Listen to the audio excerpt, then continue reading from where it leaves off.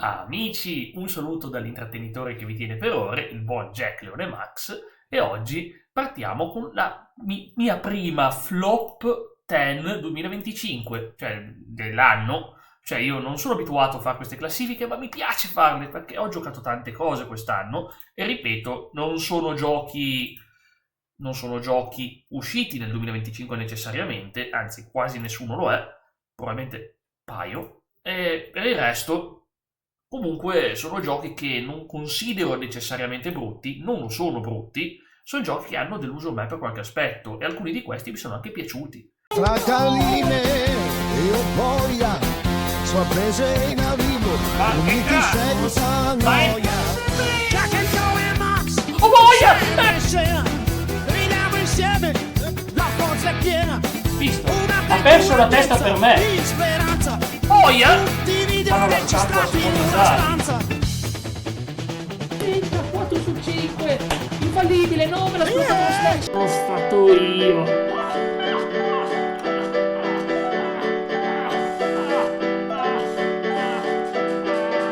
Partiamo dal decimo posto con Dragon Age The Veilguard. Dragon Age The Veilguard è conflittuale su di me.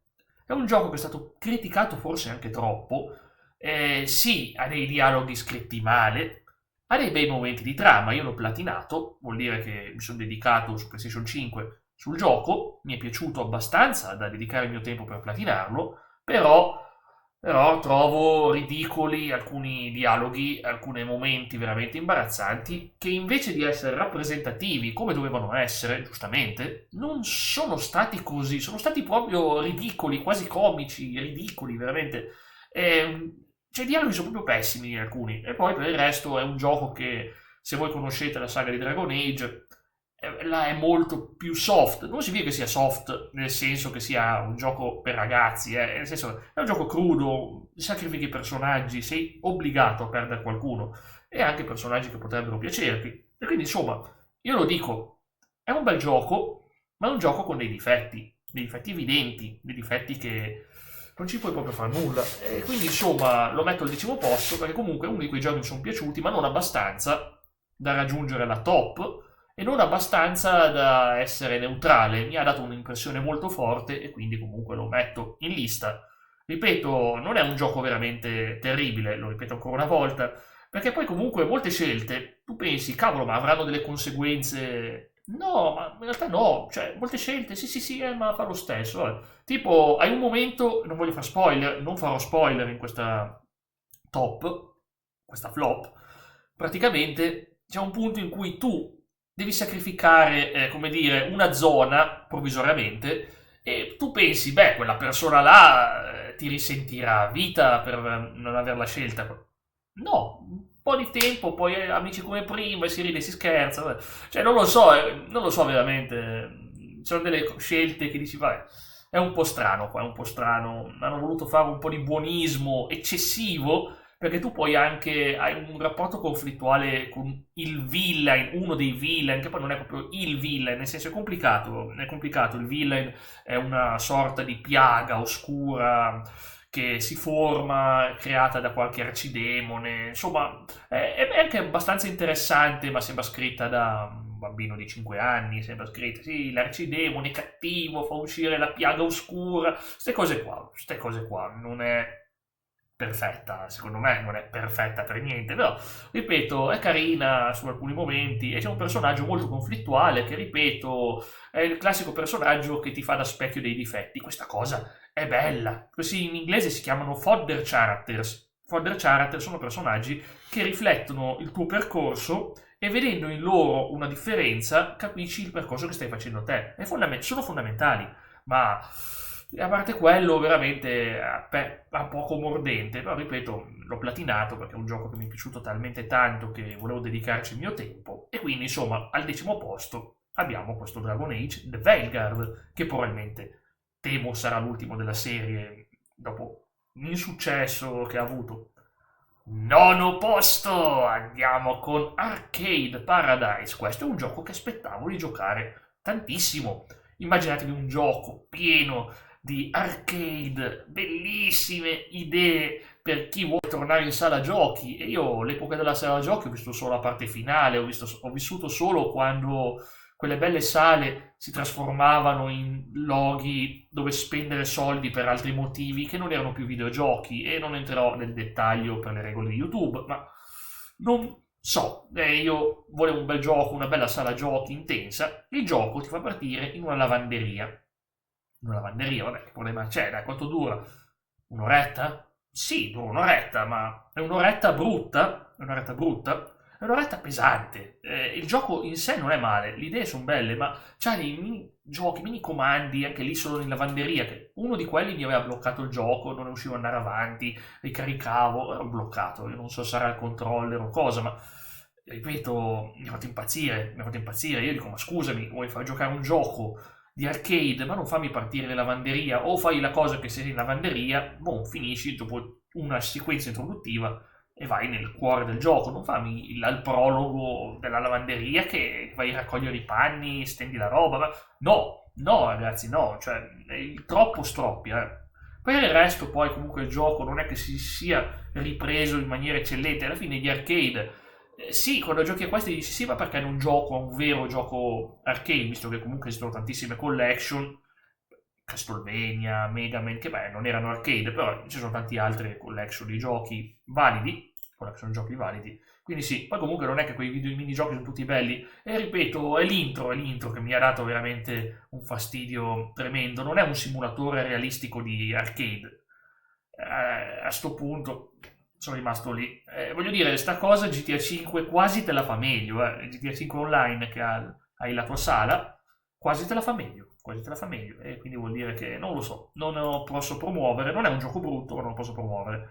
E questi, anche i prossimi due, non sono ancora i giochi brutti, non sono ancora i giochi che hanno dei difetti eccessivi.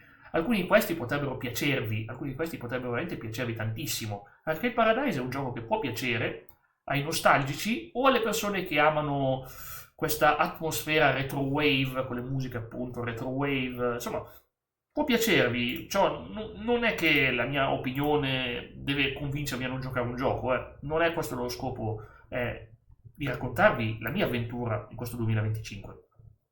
Ottavo posto abbiamo Legacy of Kain Blood Omen. Allora, io preferisco essere onesto, attirarmi antipatie, piuttosto di essere ipocrita da dire ma la saga inizia con Legacy of Kain, inizia con Soul River. No, non inizia con Soul River. Blood Omen è il primo gioco della serie, è un gioco PS1, è un gioco che in realtà è fatto bene, ma è imperfetto, ed è brutale dal punto di vista del cavolo, sta perdendo vita, devi assorbire dai nemici. Io, a parte che il gioco, avendolo giocato su PS5, mi mancava il problema, il bel manuale che ti spiega le cose, e dopo un po' ho capito, ma per quindi quelli che barcollano io devo assorbire la vita da loro, ma no, un gioco non te lo dice, devi capirlo te. E direte, vabbè, sei tu che sei lento a capire le cose, è vero, sono stato lento, ma perché non avevo un punto di riferimento. Poi non è brutto, ha tanti puzzle, tanti spuntoni, però ripeto, è parecchio intensamente difficile. Ripeto, non è quel difficile, ad esempio sto giocando Medieval 1, non mi passerebbe nemmeno un'anticamera del cervello di metterlo nella flop 10, perché è un gioco che mi piace. Medieval 1 è bello, ti diverte, la difficoltà c'è, però ti diverte e ti stimola ad andare avanti. Invece Blood Omen è un po' noioso, ragazzi, diciamoci la verità. Non mi interessa se la grafica è un po' datata, le animazioni rigide sì, mi danno un po' fastidio, ma sopporto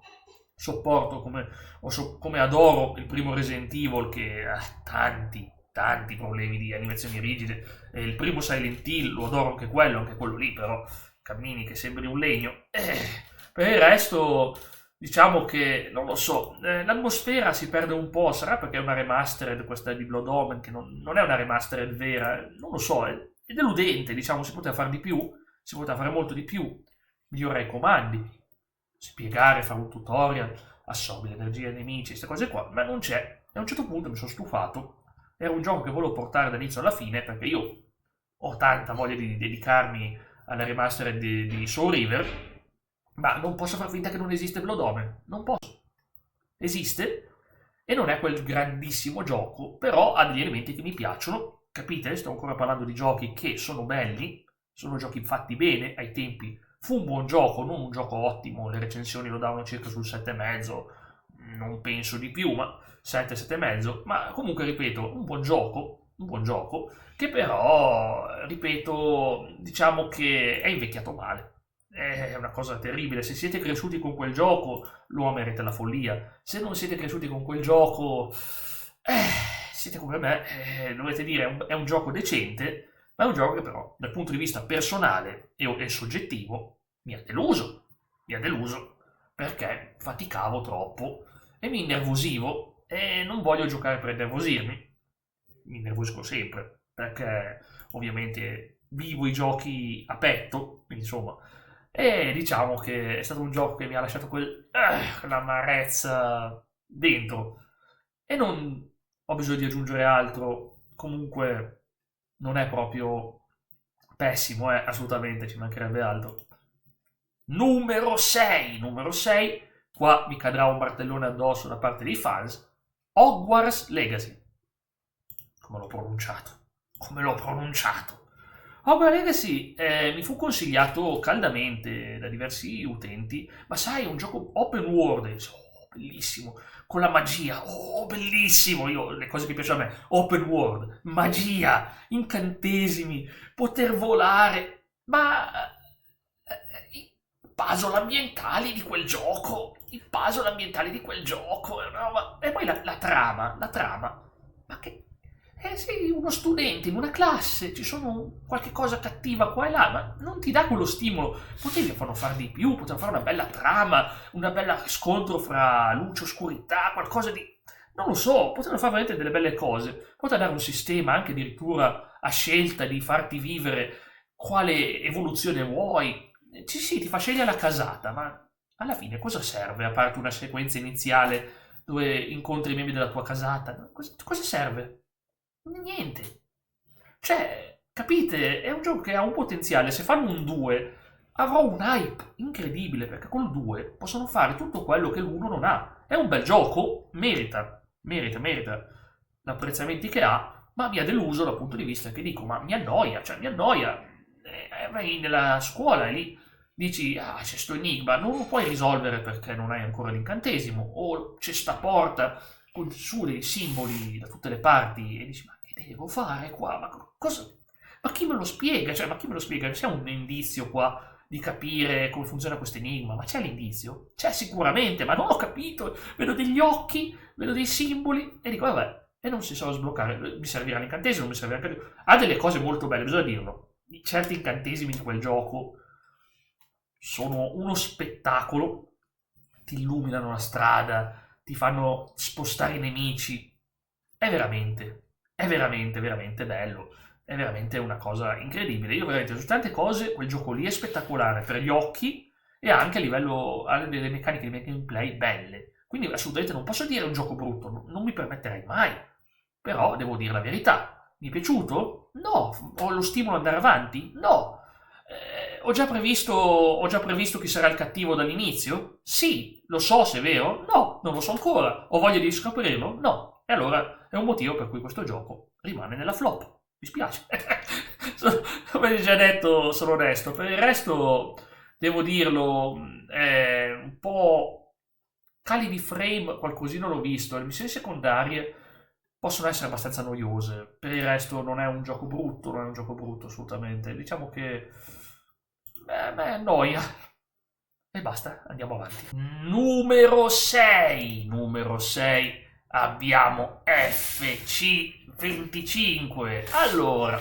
Allora, io voglio citare un detto americano che mi piace tantissimo. Non sarò così volgare da citare cosa dice, ma se questo FC sembra FIFA, se questo FC si gioca come FIFA, allora è FIFA.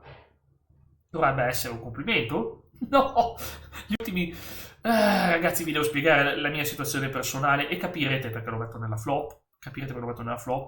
A me non è mai importato nulla dell'Ultimate Team. Io non so esattamente se l'Ultimate Team è bellissimo, è eccezionale, Non so quanto abbia influito o impattato l'idea di aggiungere le leggende sia uomini che donne insieme. Non è il mio argomento, non toccherò questo, non userò la solita mezza critica e mezzo complimento a questo.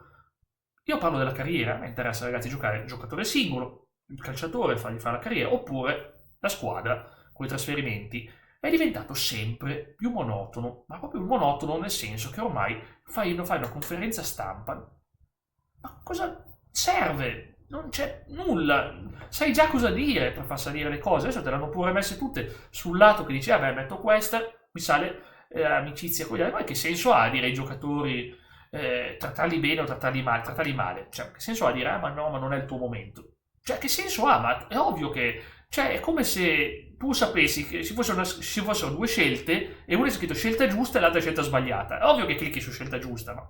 Perché sai che l'altra ti danneggia la reputazione, ti danneggia il rapporto con la squadra, ti danneggia il morale. Capite? Si può fare di più. Hanno cercato di ispirarsi a Football Manager, che queste cose le ha sempre sapute fare. Ma è fatta male. E quindi insomma, mi trovo una carriera noiosa, dove assolutamente è vero, il calcio moderno è così. Certi giocatori da acquistare ti spendi una cifra incredibile, ma io che gioco col Manchester United mi trovo che se voglio un giocatore giovane o di talento, non faccio nomi perché sono talmente tanti, devi spendere sui 200 milioni, 150 milioni, ma sì, veramente per un 19, 18, 20 anni è vero, vale, ma non si può fare in un'altra maniera, oltre al fatto che spesso tu fai un'offerta e ti dicono, il gioco ti dice, guarda, tu manda così e andrà tutto bene. Io mandi. Basta, cosa mi offri troppo poco, vattene via, ti è. Ho detto, ma che cos'è? Ma scusami, ho appena detto quello che mi ha detto la mia squadra, i miei consulenti, i miei dirigenti mi dicono, offrigli così e andrà tutto bene. E scappano via, mi spiace. Via, basta, non voglio più parlarti insieme. Dopo una settimana tutto si resetta e torni di nuovo a fare l'offerta. Gli offro di meno. Mi manderà a quel paese. Va bene, mi piace, grazie, sì, va bene così. Ma scusami, la settimana scorsa mi hai mandato via perché hai visto... La settimana scorsa mi hai mandato via perché ti ho offerto troppo poco quando ti ho offerto il giusto? Ti offro meno del giusto perché sono una canaglia e voglio offrirti di meno? Vai a vedere ancora la tua reazione arrabbiata perché mi fa ridere. Mi dici va bene. Io non lo so. Io non lo so come funziona sto cavolo di gioco, se c'è un RNG o cosa. Oltre al fatto che mi sembra dannatamente scriptato, ci sono delle cose che tipo certe partite ti sbagliano a porta vuota, ti sbagliano. Non è che io sono scarso, ma non è quello il punto. Ti sbagliano tutto. Via, buttiamola fuori. Non lo so, è fatto apposta, perché se inizi a andare su in classifica e il gioco ti deve stringere, deve farti capire no, teniamolo più vivo sto campionato. Ma dico, ma basta con questi scripting, ma fatemi giocare una partita in santa pace. E ho sentito che c'è anche online. Online deve essere peggio, online deve essere proprio una roba che ti fa impazzire. Io lo gioco offline e veramente, diciamo, il solito FIFA degli ultimi anni. Sì, la carriera l'hanno migliorata qualche anno fa, hanno fatto delle aggiunte, quelle dell'entrare in campo quando vuoi, però ripeto, vogliamo parlare di carriera? Giocate NBA 2K, qualsiasi degli ultimi anni, e vedrete cos'è una carriera fatta bene. Giocate un Football Manager e vedete cos'è una carriera fatta bene, ma non FIFA. FIFA purtroppo FC, chiamiamolo così. E ricordiamo il fatto che c'è questo problema delle licenze, che non posso neanche giocare in Italia con una squadra di Milano che hanno un nome sballato.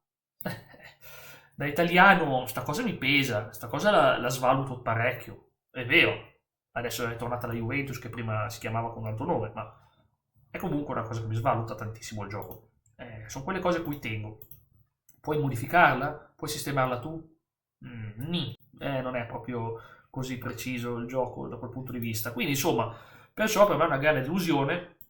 Ripeto, non è un gioco brutto, ha graficamente spaccamascella, ha delle bellissime introduzioni, Champions League, commento italiano, vabbè, io lo salvo, tanti non lo sopportano, ma io lo salvo. commento italiano. Per il resto, ripetiamo, non siamo sul brutto che è veramente brutto, però iniziamo ad andare lì, iniziamo ad andare sulla soglia critica.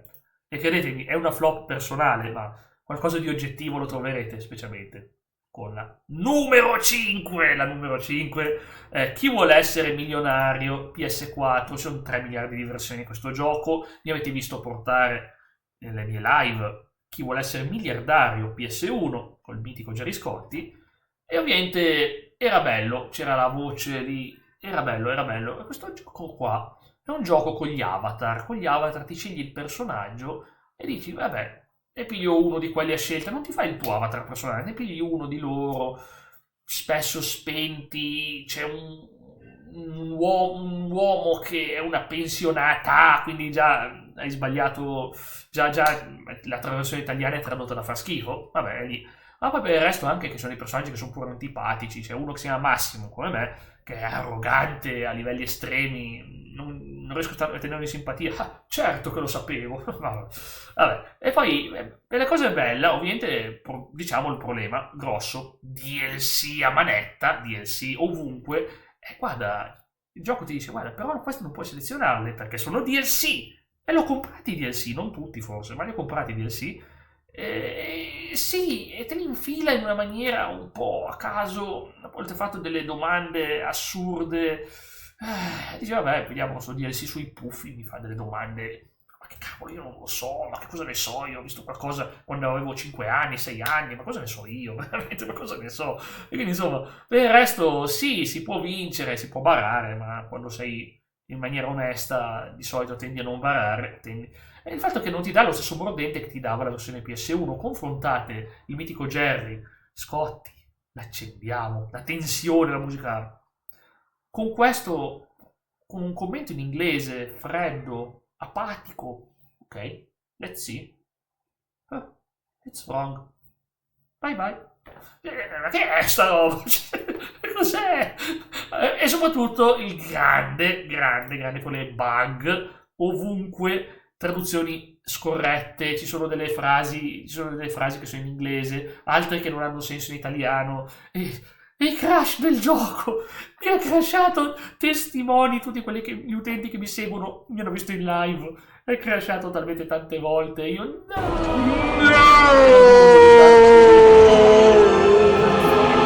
italiano, è stato un disastro completo. Mi capirete su questo, veramente, non capirete. Per il resto sarebbe stato bello anche poter giocare con gli amici in qualche maniera, in qualche modalità in più, ma no, non abbastanza fatto bene da quel punto di vista. Poteva essere fatto molto meglio, secondo me. È tempo che riprendono questa serie e che dicono, signor Gerry, torni lei che è tanto bravo a condurre.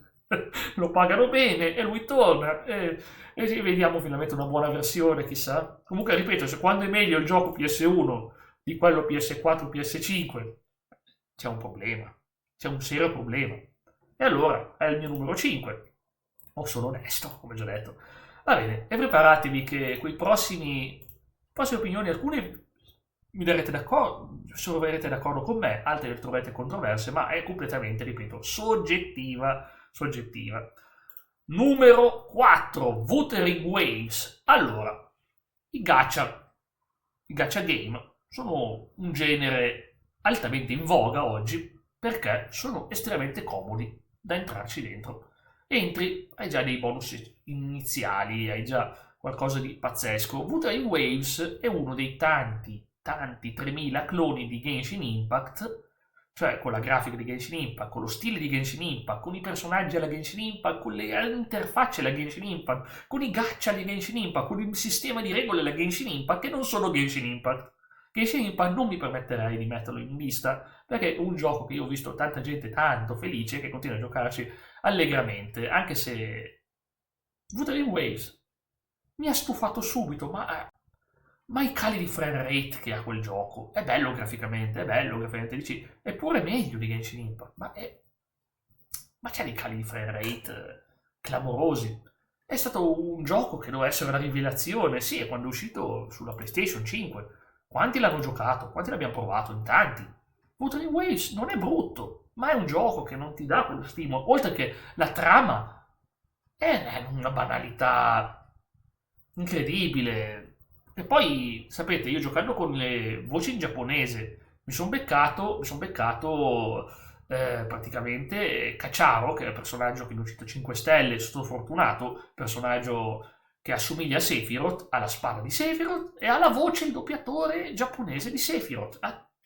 Cioè, questo dovrebbe spingermi a giocare a vita per un gioco, se sento la voce di Sephiroth e un personaggio sembra Sephiroth, ma non riesco a giocare, è noioso, cioè, mi annoia troppo, è incredibile. È un gioco che, ripeto, è il solito, non il Genshin Impact che dice, ma a sto punto, tanto varrebbe giocare a Genshin Impact, ma no, il Genshin Impact ho chiuso da tanto tempo.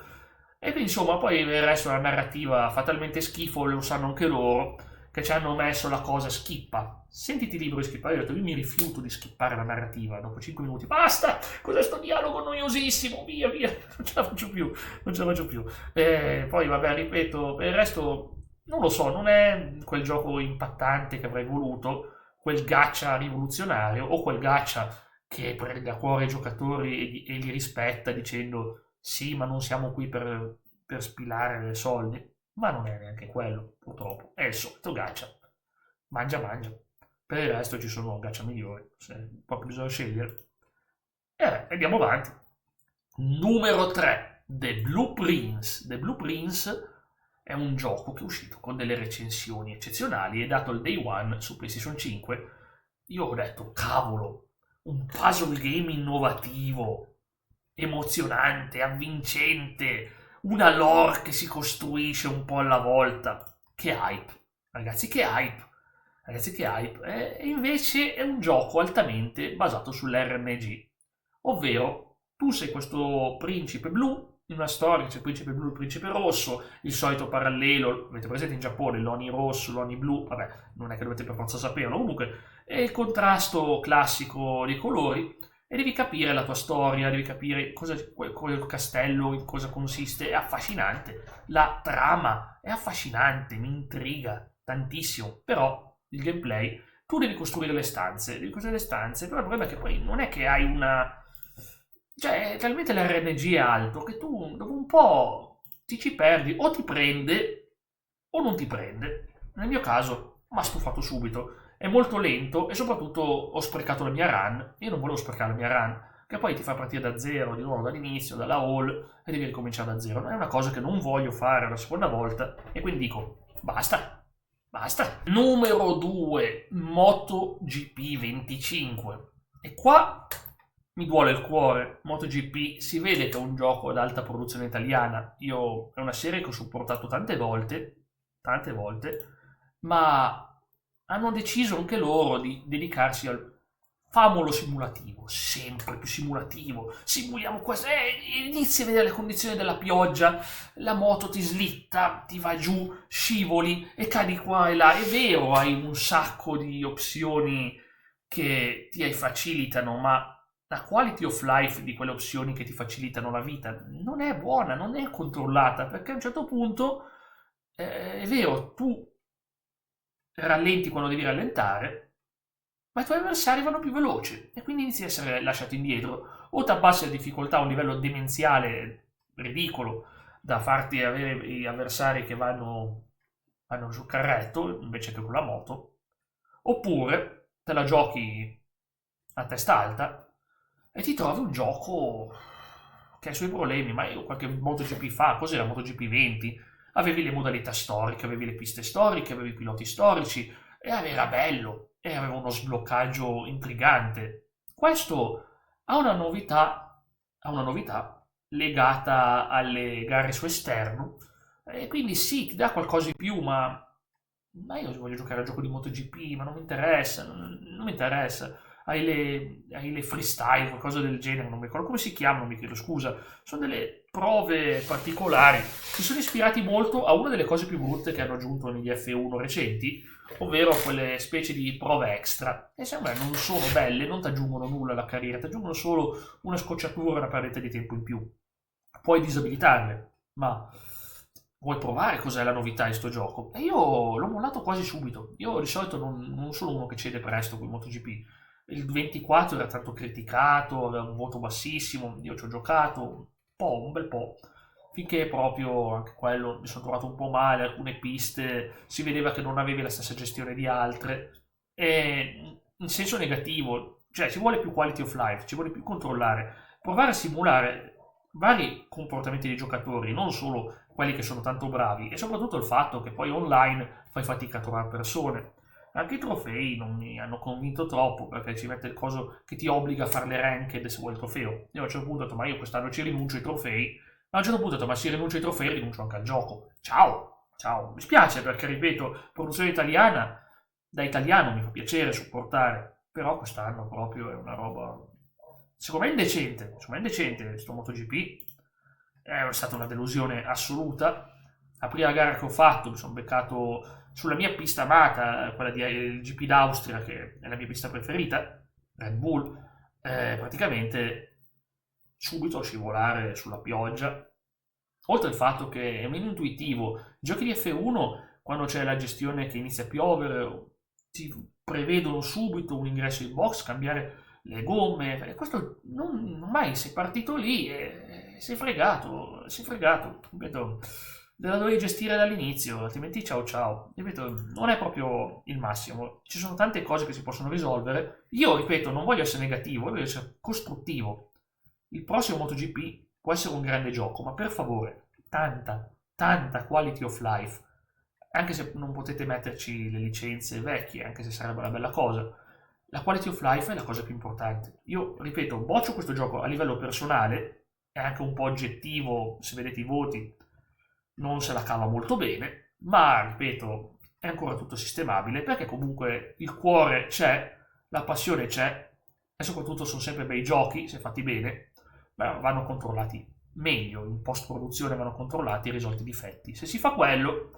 possiamo scalare, e io spero di non metterci di nuovo MotoGP 26 nel prossimo anno in questa flop, e mettere al secondo posto, ragazzi, è grave, ripeto, terzo posto, The Blue Prince, un gioco puzzle apprezzato da molti, a me ha deluso. Secondo posto, MotoGP 25, un gioco tendenzialmente considerato non tanto bello, alcuni dicono è anche meglio del 24, vabbè, perché il 24 era considerato il peggior capitolo della saga. Per il resto, e poi ovviamente cosa può esserci al primo posto se non qualcosa di estremamente personale, qualcosa che io conosco bene da anni, numero 1, Honkai Star Rail.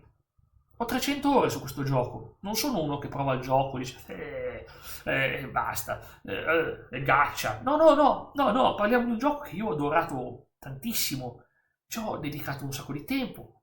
Ammetto che per quanto cerco di tenere il gioco, cercavo di tenere il gioco free, ma ho preso qualche pass, ho preso anche qualche cosa extra sperando che potesse aiutare un po', perché c'erano dei personaggi incredibili. Il 2025 per me è stato l'anno in cui hanno preso tutto ciò che di buono hanno fatto con Penacony, il pianeta precedente, e qui mi sentirete parlare tecnico perché altrimenti non si può capire il motivo per cui lo metto al primo posto, e hanno buttato via un sacco di lavoro semplicemente per lucrare sulle nuove meccaniche.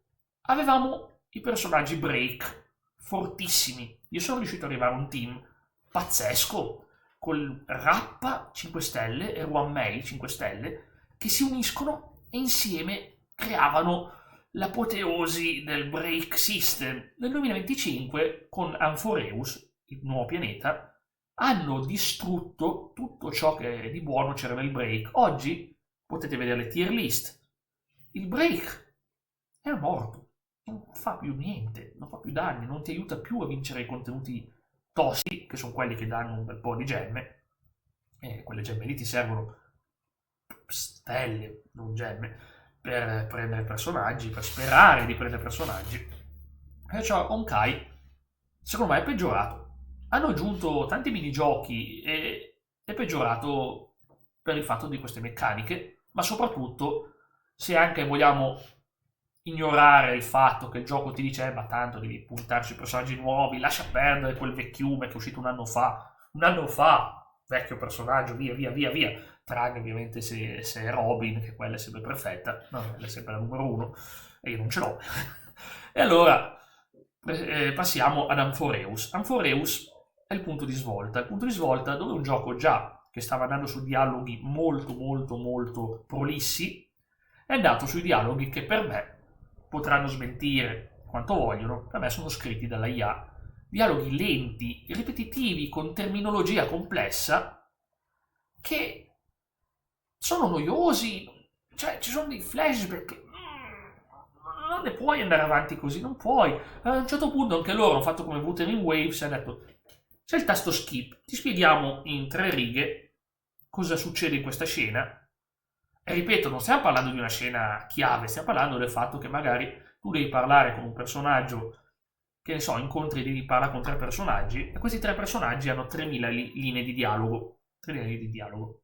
E il fatto che il gioco, oltre a questo problema chiaramente delle cose fatte con la IA, ha questa storia del è morto o non è morto. Allora, sei morto o non sei morto? Vari personaggi che continuano a morire, perché Amphoreus è ispirato alla Grecia e quindi abbiamo questa sorta di ispirazione alle tragedie greche, ma è una tragedia che non sa di tragedia quando continui a incontrare i personaggi morti 30.000 volte.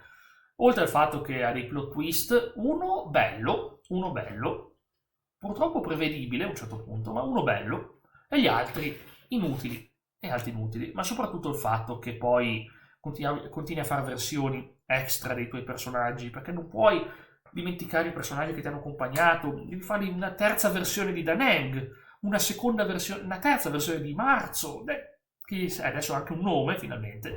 E insomma, non lo so, la delusione da giocatore all'inizio si è tramutato in noia, per mesi questa delusione si è tramutata in noia.